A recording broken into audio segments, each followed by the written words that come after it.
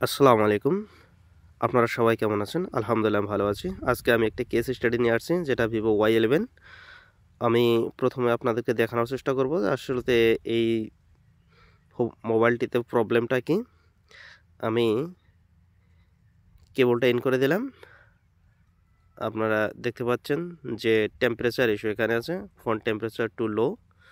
এটা কেন হয় আর এটাকে কিভাবে রিপেয়ার করতে হয় তা আমি স্টেপ বাই স্টেপ আপনাদেরকে দেখানোর চেষ্টা করব।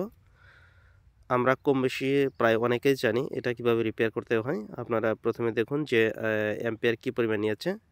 দেখুন খুব কম 0.12 এমন, এটা চার্জ হবে না। আর এটা প্রবলেমটা আসে কোথায় থেকে সেটা আমি আপনাদের সঙ্গে শেয়ার করব। আমি প্রথমে মোবাইলটা দ্রুত খুলে নিলাম। আমি স্ক্রুগুলো খুলে নিব। হ্যাঁ, আমি খুলে নিচ্ছি। দেখতে পাচ্ছেন আপনারা আমাদের এই মাদারবোর্ডটা একেবারে ফ্রেশ আছে, অর্থাৎ ইতিপূর্বে খোলা হয়নি। হ্যাঁ, আমি সেফলি খুলে নেওয়ার চেষ্টা করছি। হ্যাঁ, ইতিমধ্যে খুলে নিয়েছি। আপনারা দেখতে পাচ্ছেন একেবারে ফ্রেশ আছে। এটা কোথায় থেকে আসে প্রবলেমটা সেটা আমরা জানি। যেটা আমি ডায়াগ্রামে চলে আসলাম সরাসরি বর্ণিওতে। আমরা জানি এটা কোথায় থেকে চলে আসে। যারা কাজ করে মোটামুটি ভালো রকমের তাদের তো জানা আছে। যারা নতুন তাদের জন্য বিশেষ করে উপকার হবে। এটা মূলত ব্যাট থার্ম একটি লাইন থেকে আসে যেটা ডিভাইডার সার্কিটের মাধ্যমে থাকে। আর ব্যাট থার্ম কোথা থেকে আসে সেটা আমরা জানি যে চার্জিং আইসি থেকে আসে। এই Vivo Y11 এটি চার্জিং ছিল PMI 632 ভার্জন 602। প্রবলেম হলো যে এই মডেলটিতে এর স্কিমেটিক নেই, শুধু হার্ডওয়্যার সলিউশন আর বিট ম্যাপ। আমি এই দুইটার সাহায্যেই যে ঠিক করার চেষ্টা করব। তবে আমি এটিকে অন্য কারো সাহায্য নিয়ে কাজ করার চেষ্টা করব। আমার যেহেতু বিট ম্যাপ আর হার্ডওয়্যার সলিউশন এই দুইটি আছে, অন্য কিছু নেই, তাই আমি চিন্তা করেছি যে এটা কিভাবে ঠিক করতে পারি। আমাদের এটা হলো ভিভো, তবে আমি অন্য একটা কোম্পানির মোবাইল থেকে এটার সংগ্রহ করে আমি চেষ্টা করব। প্রথমে দেখে নেই যে আমাদের ভিভো PMI 632-এ ব্যাট থার্ম যে লাইনটি রয়েছে সেটি কোনটি সেটি আগে আমরা ফাইন্ড আউট করার চেষ্টা করি। আমি আইসিটার ব্যাটগুলো দেখে নিচ্ছি, দেখি কোথায় আছে। ব্যাট থার্ম খুঁজছি আমি, কারণ আমরা জানি ব্যাট থার্ম থেকেই এই প্রবলেমগুলো আসে। হ্যাঁ, এই যে পেয়ে গেছি ব্যাট থার্ম 76 নাম্বার বল, অর্থাৎ PMI 632 81টি বল আছে টোটাল। এটি থেকে 76 নাম্বার বল থেকে ব্যাট থার্ম চলে আসছে। এই আপনারা দেখতে পাচ্ছেন এটা এখানে লেখা আছে আর। বর্ণিত অনেক সময় ভুল তথ্য দেওয়া থাকে। এটি আর হবে না, এটা হবে সি হবে, ক্যাপাসিটর হবে এটি। ঠিক আছে, আর এইটা হলো আর, এইটা হলো R1। আর ভিভো আর স্যামসাং ফোনের বিশেষ করে R2 এটি সাববোর্ডে থাকে। ঠিক আছে, এখানে এটি হলো R1। আমাদের আসলে এখানে তথ্য বের করতে পারবো না যে এই R1 এর ভ্যালু কত। ঠিক আছে, কারণ এখানে স্কিমেটিক নেই, শুধু বিট ম্যাপে রেজিস্টার বা ক্যাপাসিটর ভ্যালু দেওয়া থাকবে না, শুধু এখানে আপনাকে শুধু একটা ম্যাপিং করে দেবে। এখানে দুইটা ক্যাপাসিটর আছে ফিল্টারিংয়ের জন্য, থাকুক, সমস্যা নেই। আমি আবার চলে আসলাম এদিকে। এই R1 এটি হলো রেজিস্টার R1, অর্থাৎ এর R2 আছে অবশ্যই। এদিকে খুঁজে দেখি কোথাও R2 আছে কি না। যদি না থাকে তাহলে সরাসরি এটা সাববোর্ডে চলে যাবে, কারণ এক্সপিরিয়েন্সে বলে ভিভো ফোনের সাববোর্ডে R2 থাকে। আপনারা এখানে দেখতে পাচ্ছেন যে এই টিভি ফোনে চলে আসছে, তবে এখানে নাম চেঞ্জ হতে পারে। হ্যাঁ, এখানে নাম চেঞ্জ হয়ে গেছে, USB থার্ম লেখা রয়েছে এখানে। ওখানে ছিল ব্যাট থার্ম, কিন্তু লাইন একটি, তবে এখানে এসে চেঞ্জ হয়ে গেছে USB থার্ম। তাতে সমস্যা নেই, আমরা এটা বের করে নেব। USB থার্ম, এদিকে USB থার্ম, ওইদিকে হলো ব্যাট থার্ম। ঠিক আছে, এটা B2V কানেক্টরে চলে আসছে, আর B2V কানেক্টরের মাধ্যমে আপনাদের সাববোর্ডে চলে গেছে কানেকশনটি। আমরা ওইখানেও দেখার চেষ্টা করব একটু। আমি আবার এদিকে একটু দেখানোর চেষ্টা করছি। আসলে বর্ণিওর ভালো নলেজ থাকা প্রয়োজন। এই আমি নিয়ে আসছি সাববোর্ডে নিয়ে আসছি, আপনারা দেখতে পাচ্ছেন। ওইদিকে যদি এই নেক্সট ওইটা হয়, যদি T4 এর সাথে এটা হয় কানেকশন, তাহলে সাববোর্ডে কোনটা হবে? অবশ্যই আমি যেটা ইন্ডিকেট করব সেটাই হবে। হ্যাঁ, আপনারা দেখতে পাচ্ছেন এখানে, তাহলে এটা হবে। আপনারা একটু লক্ষ্য করুন, দেখুন আমি এদিকে ক্লিক করে দিলাম, দেখি এদিকে ক্লিক করে দিলাম, কোথাও R2 আছে কি না। অবশ্যই থাকবে, থাকা লাগবে, একটু মাস্ট বি। হ্যাঁ, আমি খোঁজার চেষ্টা করছি। হ্যাঁ, এইটি হলো R2, তবে এখানে R1 লেখা আছে, সেটা বিষয় না।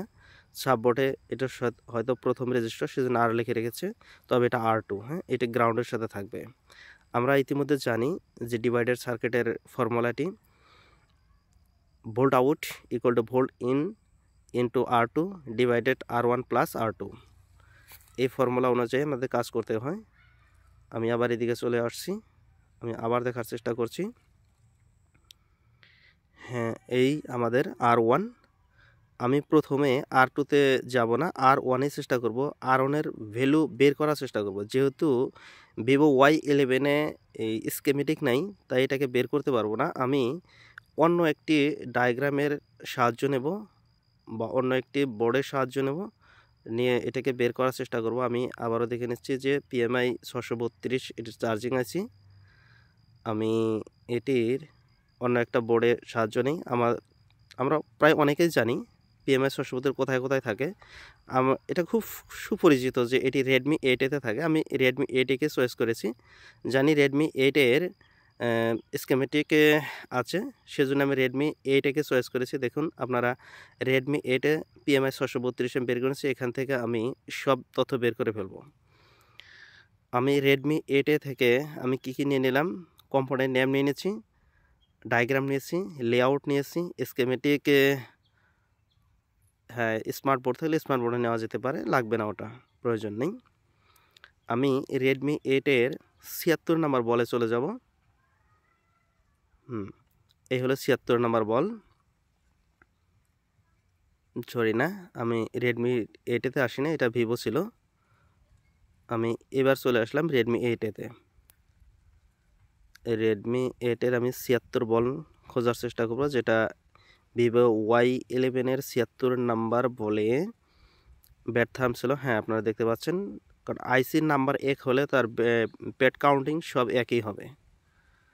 এটা হলো পেড কাউন্টিং সিস্টেম।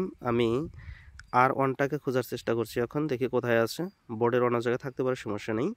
হ্যাঁ, আমি এখানে খুঁজে পেয়েছি R1। এটা হলো R1, তবে আমার জানা নেই যে R1-এর ভ্যালু কত আছে। আমি R1-এর ভ্যালুটা এই স্কেমেটিকের মাধ্যমে বের করে ফেলব।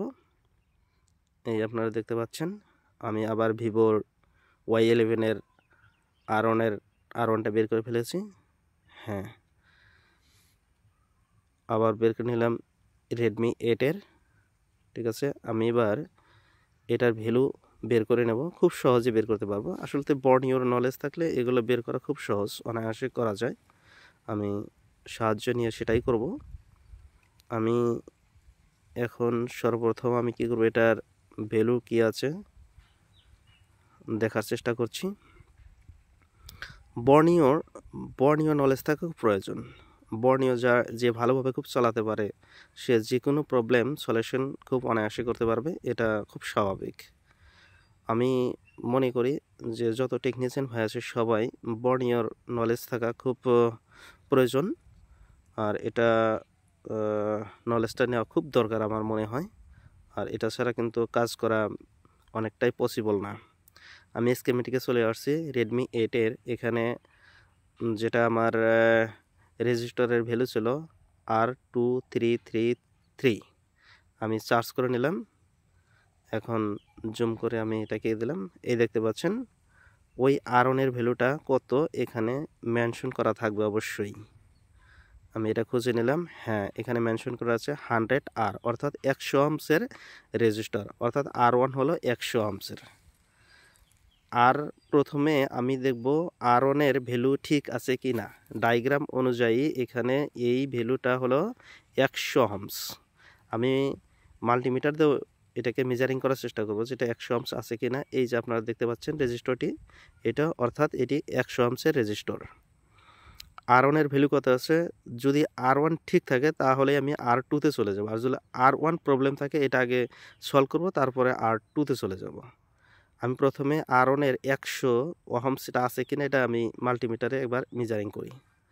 ঠিক আছে, আমি মাল্টিমিটারে নিয়ে আসলাম, দেখি কত আছে। এখানে আছে 1 ওহমস, 1 ওহমসের মতো দেখিয়েছে, কিন্তু এটা আছে মূলত 100 ওহমস। হ্যাঁ, সেজন্য আমার প্রবলেম এখানে মনে হচ্ছে। এই আপনারা দেখতে পাচ্ছেন, আমি ওইটা মেজারিং করে দিলাম। 1 ওহমস এখানে দেখিয়েছে 1 ওহমস, তবে ডায়াগ্রামে উল্লেখ রয়েছে 100 ওহমস। আপনাদেরকে আমি আবারও দেখাচ্ছি। হ্যাঁ, ওই আপনারা দেখতে পাচ্ছেন। আমি প্রথমে এটাকে রিপ্লেস করব, 100 ওহমস অন্য একটা মাদারবোর্ড থেকে রিপ্লেস করব এখানে। তারপরে টেস্ট করে দেখব, যদি না হয় তাহলে আমি R2-তে চলে যাব। আমি প্রথমে R1টা রিপ্লেস করে নেই, তারপরে দেখি। আমি এটা 100 ওহমসের এটা আমি অন্য একটা মাদারবোর্ড থেকে নিয়ে নেই। এই আপনাদেরকে দেখাচ্ছি কোনটা মূলত। হ্যাঁ, এই যে দেখতে পাচ্ছেন, এটাই R1। স্টেপ ফলো করা খুব জরুরি, স্টেপ ফলো করতে হবে। আমি ইতিমধ্যে চেঞ্জ করে নিলাম এবং আমি ইনস্টল করে দিয়েছি। এবার দেখব আমি আমাদের কাজটা হয়েছে কিনা। যদি কাজ না হয় তাহলে আমরা R2-তে চলে যাব। সাববোর্ডে যে R2 দেখেছি সেটাতে চলে যাব 100%। যদি এটাতে না হয় R2 প্রবলেম হবে 100%। আর যদি এটা সলিউশন হয়ে যায় তাহলে এটা প্রবলেম ছিল। আমি ইনস্টল করছি।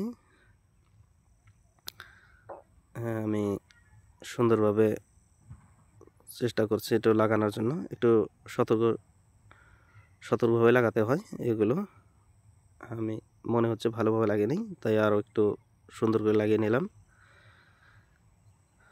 আমি এবার চেক করে নেব, দেখি আমাদের প্রবলেম সলিউশন হয়েছে কিনা।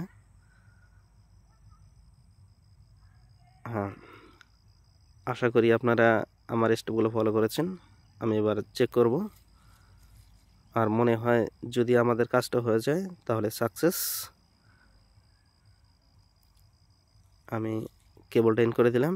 হ্যাঁ, আপনারা দেখতে পাচ্ছেন এখানে প্রপার অ্যাম্পিয়ার নিয়েছে 1.37 এমন, আর এদিকে চার্জিং লগর চলে আসছে।